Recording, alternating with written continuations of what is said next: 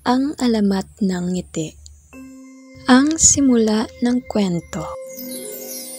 Noong unang panahon, sa isang malayong lugar, may isang palasyo na tinatawag na kaharian ng Malumbay.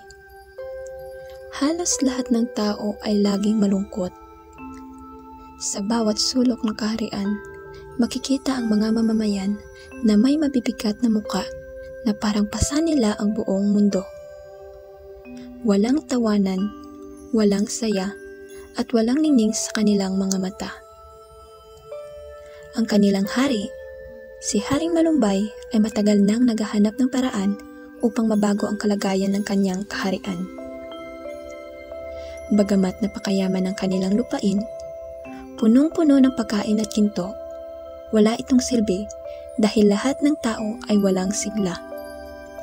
Kaya't ipinatawag ni Haring Malumbay ang lahat ng magagaling na pantas at mangkukulam upang humanap ng lunas para sa kanilang kalungkutan. Isang araw, dumating ang isang misteryosong matandang lalaki na nagngangalang Lolo Ngiting Taglay.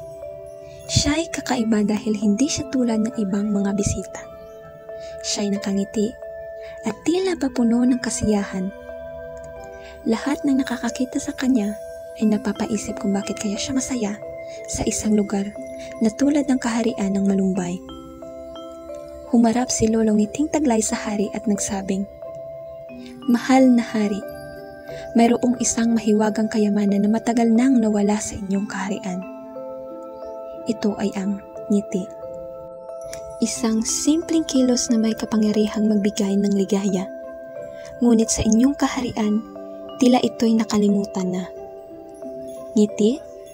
Tanong ng hari, na hindi maintindihan kung anong ibig sabihin ni Lolo Ngiting Taglay. "Opo, ngiti," sagot ni Lolo Ngiting Taglay. Ito'y isang simpleng pagngiti na nagpapakita ng kasiyahan. Kapag ginamit ng tama, kaya nitong baguhin ang damdamin ng sinumang makakatanggap nito. Subukan mo, mahal na hari. Isang maliit na ngiti lamang at makikita mong babalik ang kasiyahan sa iyong puso. Dahil sa matinding pagnanais na makahanap ng lunas sa kalungkutan ng kanyang kaharian, sinubukan ni Haring Malumbay na ngumiti. Sa una, parang napakabigat gawin ito. Ngunit nang tuluyan niyang iniangat ang kanyang mga labi at ngumiti, tila may kakaibang liwanag na sumilay sa kanyang muka. Hindi siya makapaniwala sa kanyang naramdaman. Gaanong gaan sa kanyang dibdib.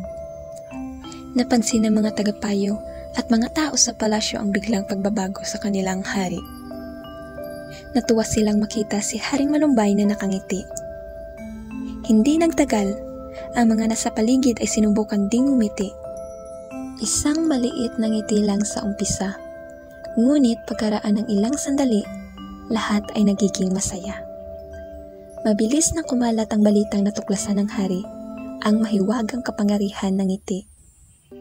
Isa-isa, ang mga tao sa buong kaharian ay nagsimulang ngumiti.